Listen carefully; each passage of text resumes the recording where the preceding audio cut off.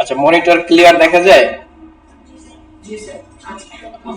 ওকে, ঠিক আছে। তাহলে আজকের যে মূল আলোচনা, আজকে আমরা একটা ইনভয়েস ক্রিয়েট করি। সবার আগে কি করব? একটা ইনভয়েস ক্রিয়েট করি। এটাকে স্মার্ট ইনভয়েস বলা হয়। ইনভয়েস আমরা সুপার শপে যে বিভিন্ন ইনভয়েস দেখি না, আপনারা কি করে, ক্যাশিয়ার যারা থাকে ওরা একটা ক্লিক করে আপনাকে ইনস্ট্যান্ট একটা ইনভয়েস দিয়ে দেয় না? সেই কাজটাই আজকে আমরা একটু দেখি। হ্যাঁ, একটা ইনভয়েসের মধ্যে কি থাকে সাধারণত? মনে করেন আমরা একটু উপরে সুন্দর করে লিখে নিলাম হচ্ছে ইনভয়েস। ইনভয়েস এটা ধরেন একটা একটা লাইন থাকলো, আমরা সাজাবো পরে। ঠিক আছে, আগে মূল যে কাজটা আছে সেই কাজটা আগে শেষ করি, তারপরে আমরা এটা আপনাদেরকে বলে শিখাই দিলে আপনারা নিজেরাই সাজিয়ে ফেলবেন। ওকে, শুরুতে ধরেন আমি এখানে লিখলাম হচ্ছে সিরিয়াল। কি লিখলাম এখানে? সিরিয়াল। সিরিয়ালের পরে কি থাকে? একটা ইনভয়েসের মধ্যে প্রোডাক্ট থাকে না? প্রোডাক্ট, পি আর ও, এগুলো হচ্ছে প্রোডাক্ট থাকে। প্রোডাক্টের পরে প্রোডাক্টের যে ডেসক্রিপশন ওইটা তো থাকে, তাই না? প্রোডাক্টের এই ঘরে প্রোডাক্টের ডেসক্রিপশন থাকে, আমি কি কিনেছি, আপেল, কমলা, লেবু, লিচু যা কিনেছি সেগুলো এখানে থাকে, তাই না? তারপরে থাকে হচ্ছে কোয়ান্টিটি। কোয়ান্টিটি থাকে আমি কয় পিস নিয়েছি বা কয় কেজি নিয়েছি এইটা। ঠিক আছে, তারপরে থাকে হলো ইউনিট প্রাইস। ইউনিট প্রাইস থাকে না? ইউনিট প্রাইস এরপরে কি থাকে?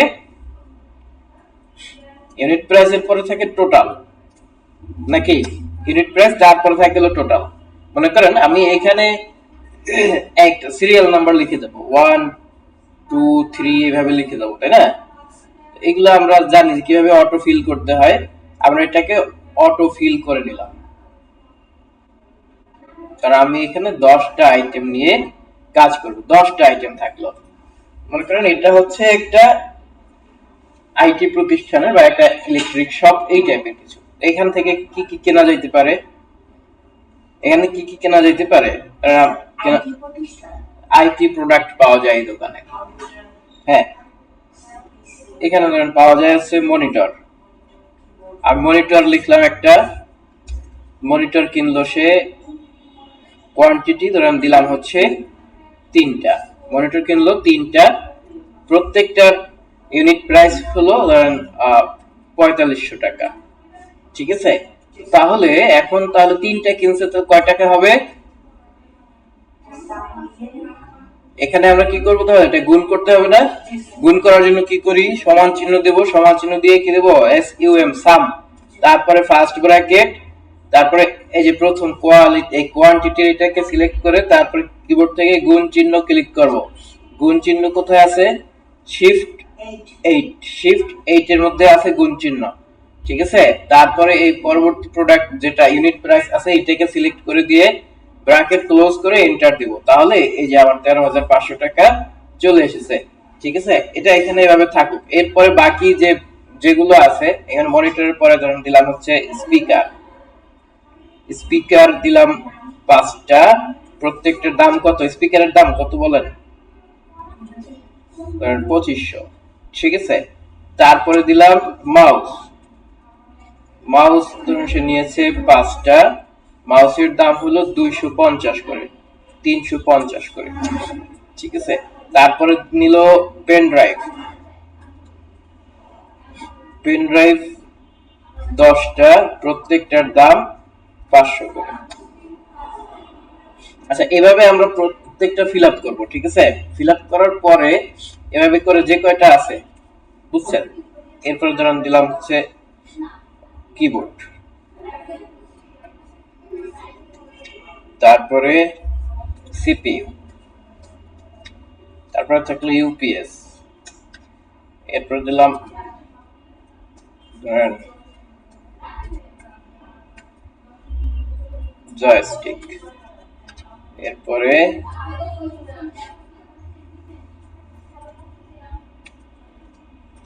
মাউস প্যাড, তারপরে আরেকটা নাম বলেন, হেডফোন।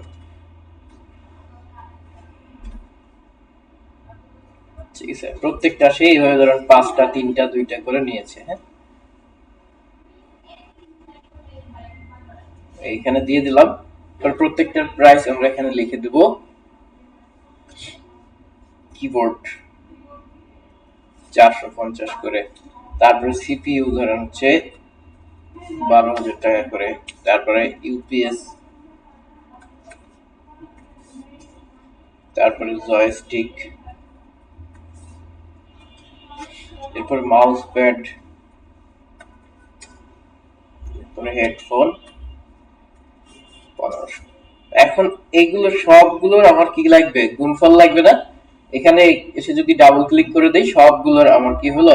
এখানে ফলাফলটা চলে আসলো। ঠিক আছে?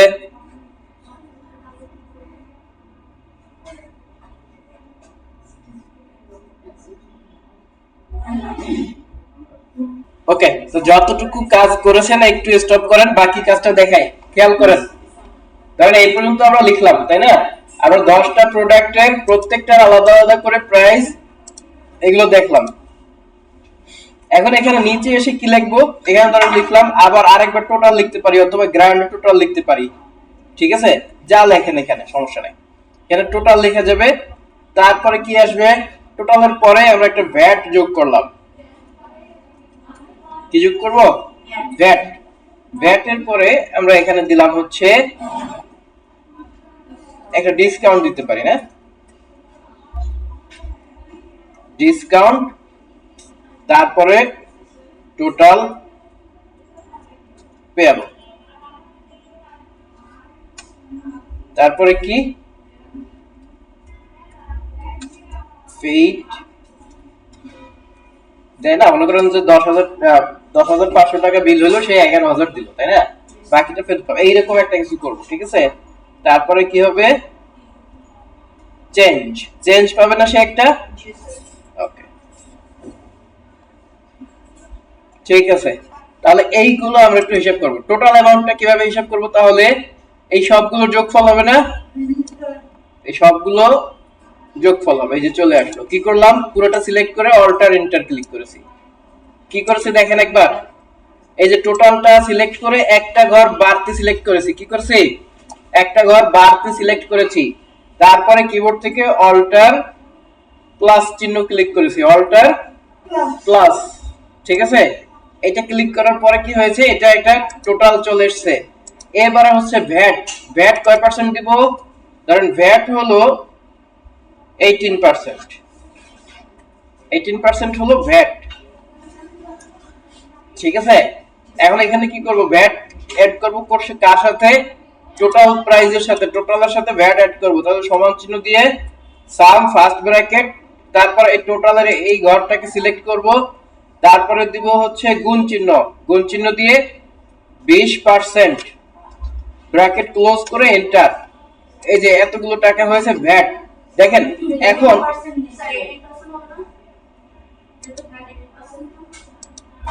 হ্যাঁ 18% দেব। ওকে, তাহলে 18% দিয়ে ব্র্যাকেট ক্লোজ দিয়ে এন্টার দিলাম। এটা হলো ভ্যাট। ঠিক আছে? এখন দেখেন এই দুইটার একটা, এখানে একটা গ্র্যান্ড টোটাল আর একটা ঘর আমাদের লাগবে। এখানে কি করব? এখানে রাইট বাটন ক্লিক করে একটা ইনসার্ট দিয়ে এখানে আরেকটা বানাই নিলাম। ঠিক আছে? এখানে দিব হচ্ছে সাব টোটাল। কি দেব এখানে? সাব টোটাল অথবা টোটাল দিতে পারেন, আরেকটা টোটাল গ্র্যান্ড টোটাল দিতে পারেন। কি দেব এখানে? Grand total. এখন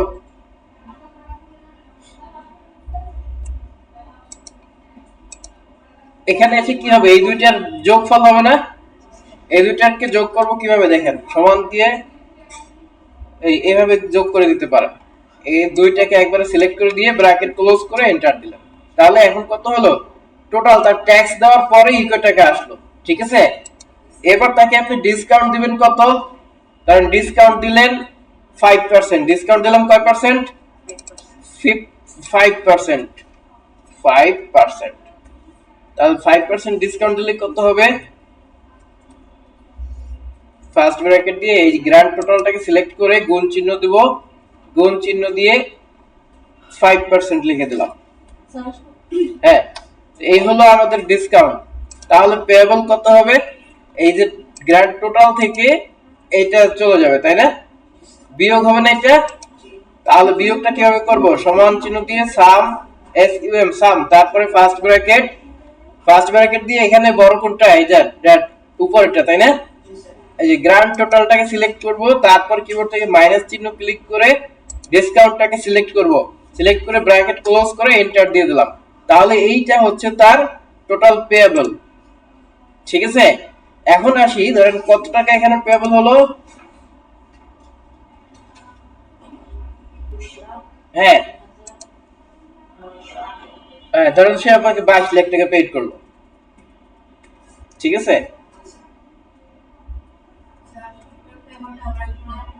ওকে, অপেক্ষা করেন। তাহলে এখন সে কয় টাকা ফেরত পাবে? কয় টাকা ফেরত পাবে সে?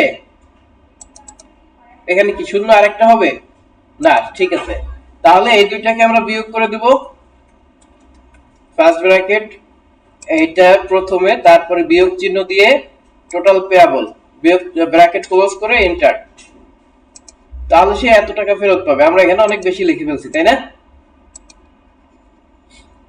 ওকে, সমস্যা নাই। মনে করেন এখন এখান থেকে কিছু একটা চেঞ্জ হয়ে গেল। ধরেন আমরা এখান থেকে এই যে কয় টাকাই হোক না কেন, ধরেন এখান থেকে সে দিল হচ্ছে, যদি কম দেয় তাহলে কি হবে?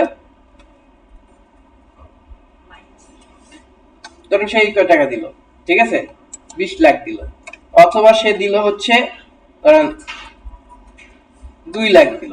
ঠিক আছে, তাহলে আমরা কি বলবো? তাহলে বলবো যে আপনি আরো এত টাকা দিবেন, তাই না? এটা এরকম ছোট বড় হবে। ওকে, তারপরে আমরা যদি এগুলো চেঞ্জ হয় কি হবে? তাহলে এগুলো চেঞ্জ হয়ে গেল। মনে করেন এখানে কয়টা মনিটর সে নিয়েছে 3টা, তাই না? তো মনিটর যদি এখন সে একটা নেয় তাহলে কি হবে? চেঞ্জ হয়ে গেল সব, টোটালটা একদম সবকিছু চেঞ্জ হয়ে গেছে। দেখেন সবকিছুই পরিবর্তন হয়ে গেছে। ধর এখানে পেন ড্রাইভ সে নিয়েছিল 10টা, এখানে নিল একটা, তাহলে কি হবে? এই যে সব চেঞ্জ হয়ে গেছে। বুঝতে পেরেছেন? এভাবে যেটাই আমি দিব না কেন সেটাই চেঞ্জ হয়ে যাবে। তা এই হলো আমাদের যে বেসিক আলোচনা, একটা ইনভয়েস তৈরি করার। সেই বেসিক আলোচনা হলো এইটুকু। এরপরে আমরা এইটুকু কাজ শেষ করবেন, তারপরে আমরা এটাকে সাজাবো। আচ্ছা, কমপ্লিট হয়ে গেলে একটু খেয়াল করি সবাই আরেকবার। দেখেন এখানে আমরা এই যতটুকু লিখেছি, এই ইনভয়েসটাকে আর একটু বড় করে লিখতে হবে আমাদের, তাই না? আর এই যে টোটালটা যা কিছু এখানে আছে, আমরা ধরুন কন্ট্রোল এ দিয়ে পুরোটা সিলেক্ট করলাম, ঠিক আছে, অথবা এখান থেকে এরকম ড্র্যাগ করে পুরোটা সিলেক্ট করে আমরা এর যে ইয়া আছে এর ফন্টটাকে চেঞ্জ করে দিব। ফন্টটা কি করব? ধরুন এখানে আছে, এটা থেকে চেঞ্জ করে অন্য একটা ফন্ট দিয়ে দেব। আমরা এখানে একটা অন্যরকম একটা ফন্ট দিয়ে দিই, ধরুন টাইমস নিউ রোমান দিয়ে দিলাম, টাইমস নিউ রোমান ফন্টে। এখন এগুলো সব টাইপ হয়ে গেছে। আমরা এটা তো হলো আমাদের টাইটেল, তাই না?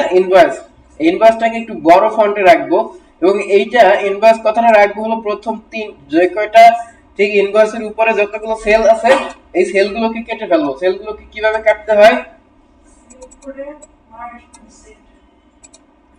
এখান থেকে শুরু করে এই পর্যন্ত সেলগুলো সিলেক্ট করে মার্জ এন্ড সেন্টারে ক্লিক করব, এবং এখানে এই যে ইনভয়েস কথাটা আমরা লিখে দিলাম। ঠিক আছে, লেখার পরে এখন এখানে ধরেন আসছে এই নিচে দুইটা ঘর বাড়তি না, এই দুইটাকে ধরেন ক্লিক ডিলিট করে দিলাম।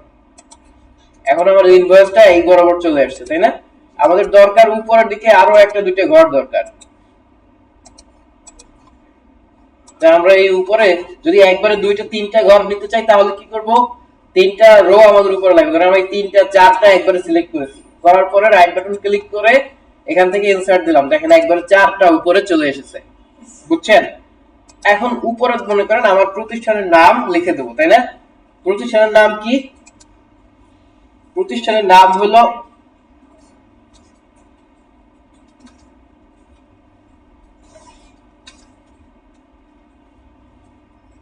এই হলো নাম, ঠিক আছে। এখন এটাকেও আমার দরকার এখান থেকে পুরা কি করে, এখান থেকে পুরাটা ক্লিন করে একটা ঘরের মধ্যে মার্জ করে নেওয়া দরকার, তাই না?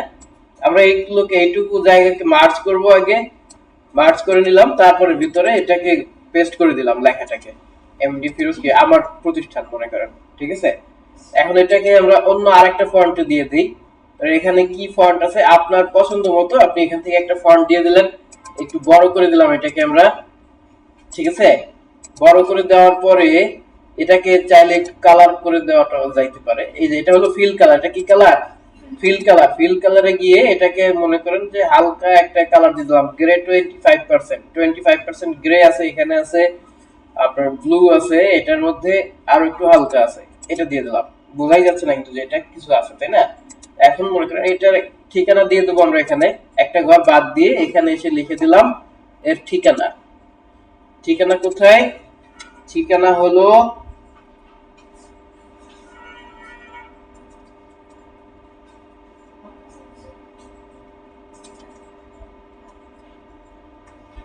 সেবাপাড়া ঢাকা।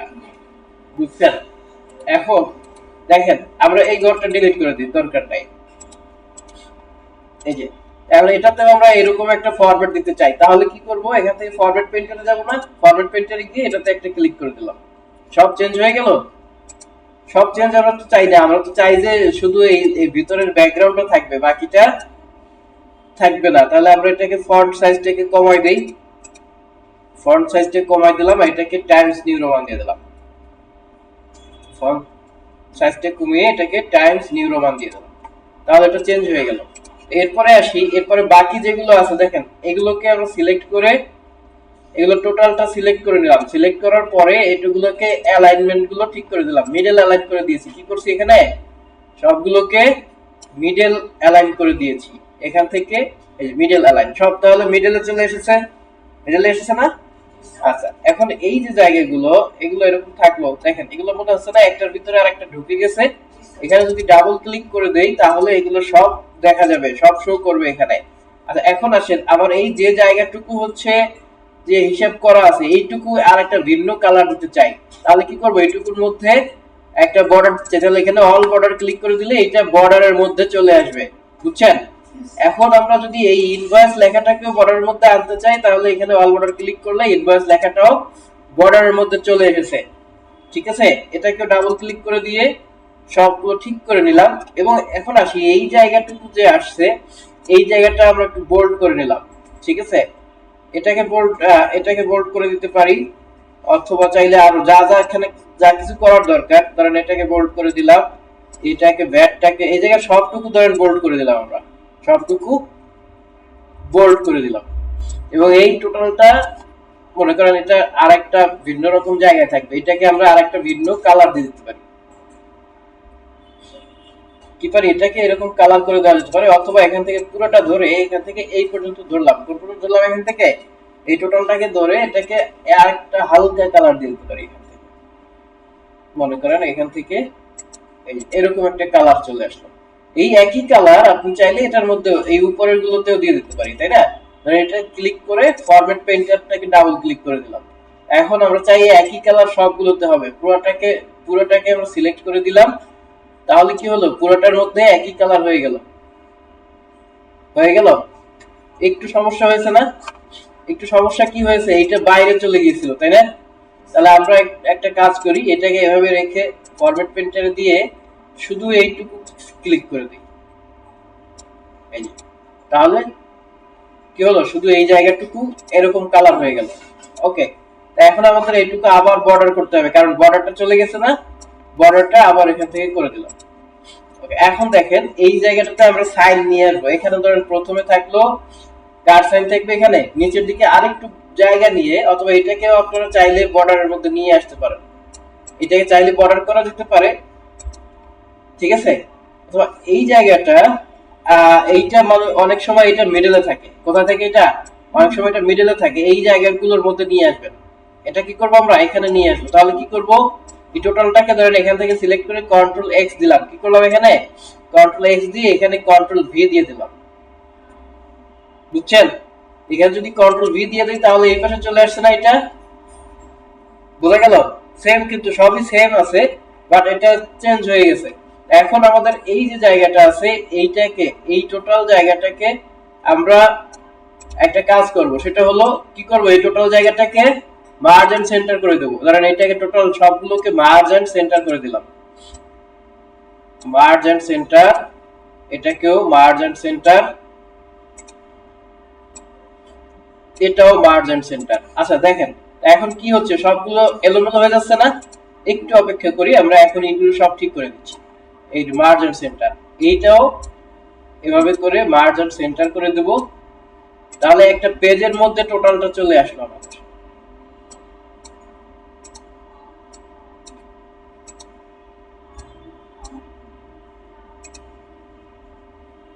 সেম একইভাবে এটাকে আমরা মার্জ এন্ড সেন্টার করে দিলাম। এখন এইখানে যেগুলো আছে, যে ইনফরমেশন গুলো আছে, এগুলোকে যদি আমরা অ্যালাইনমেন্ট রাইট অ্যালাইনমেন্ট করি আর এগুলোকে যদি আমরা লেফট অ্যালাইনমেন্ট করি, তাহলে কি হয়ে গেল? কাছাকাছি চলে আসলো না এটা?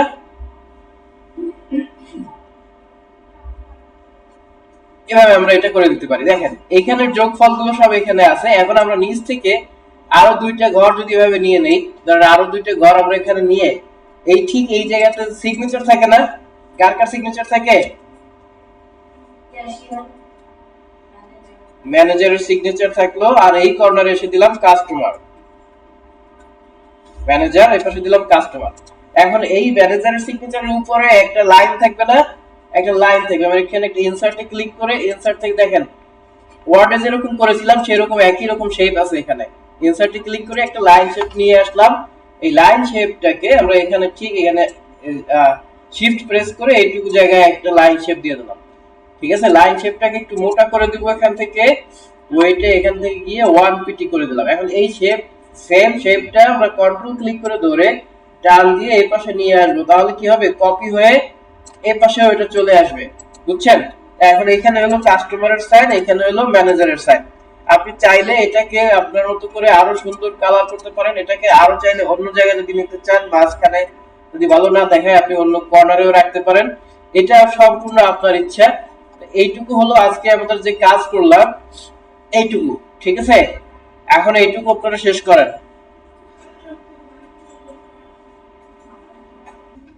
আচ্ছা, তো যে পর্যন্ত করেছি খেয়াল করেন আরেকবার একটু। এখানে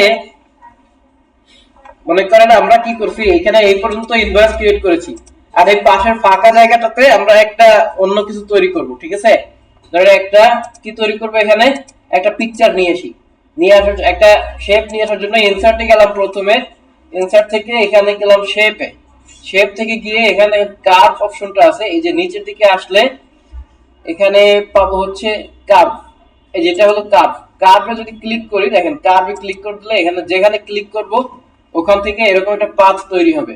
এই পাথ তৈরি হওয়ার পরে এখানে একটা ক্লিক করে দিলাম। যেখানে ক্লিক করব ওইখানে কি তৈরি হবে? ওইখানে কার্ভ তৈরি হবে। যেখানে ক্লিক করব ওইখানে কার্ভ তৈরি হবে। আবার একটা ক্লিক করে দিলাম, আরেকটা কার্ভ তৈরি হয়ে গেল। এই যে এখানে আরেকটা কার্ভ তৈরি হবে। আবার এই বরাবর যেখানে এসে আমি কার্ভটা শেষ করব, ঠিক সেখানে একটা ক্লিক করে দেওয়ার পরে দেখেন এখান থেকে কন্ট্রোল ক্লিক করব। কন্ট্রোল ক্লিক করলে এই জায়গাটা একটা একটা ঠিক একটা অ্যাঙ্কর পয়েন্ট তৈরি হবে। ঠিক কি তৈরি হবে? এখানে পয়েন্ট। এই পয়েন্টে আসার পরে আমরা এখান থেকে ক্লিক করে দিব, আবার এখান থেকে এসে শেষে পয়েন্টে গিয়ে ক্লিক করে দিলাম। ঠিক আছে, কন্ট্রোল প্রেস করার উদ্দেশ্য হলো কার্ভ তৈরি হবে না, ওখানে কর্নার তৈরি হবে। জি, কর্নার গুলো তৈরি হয়েছে কার্ভ না করার জন্য। ওকে, এবার আমরা এখান থেকে ফিল অপশনে গেলাম।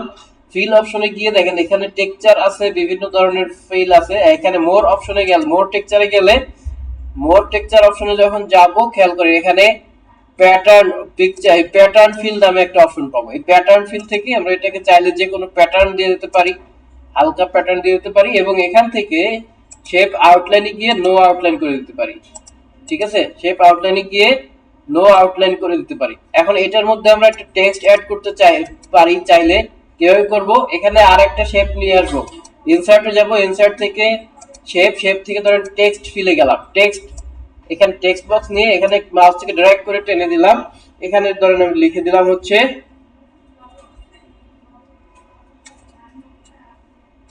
ABC company. এবারে কি করব? এবারে আমরা দেখি এইটাকে সিলেক্ট করার পরে চলে যাব ফরম্যাট অপশনে। ফরম্যাট অপশন থেকে ফিল, শেপ ফিলে গিয়ে নো ফিল করে দিলাম, এবং শেপ আউটলাইন থেকে নো আউটলাইন করে দিলাম। এই যে, তো এইভাবে করে আমরা একটা ইনভয়েসের মধ্যে বিভিন্ন ধরনের শেপ দিতে পারি। আমি এটা একটা সিম্বল হিসেবে দিলাম, আপনারা দুই পাশে দিতে পারেন, আরো সুন্দর ছবি টবি নিয়ে এসে এইভাবে কাজটা শেষ করে দিতে পারেন।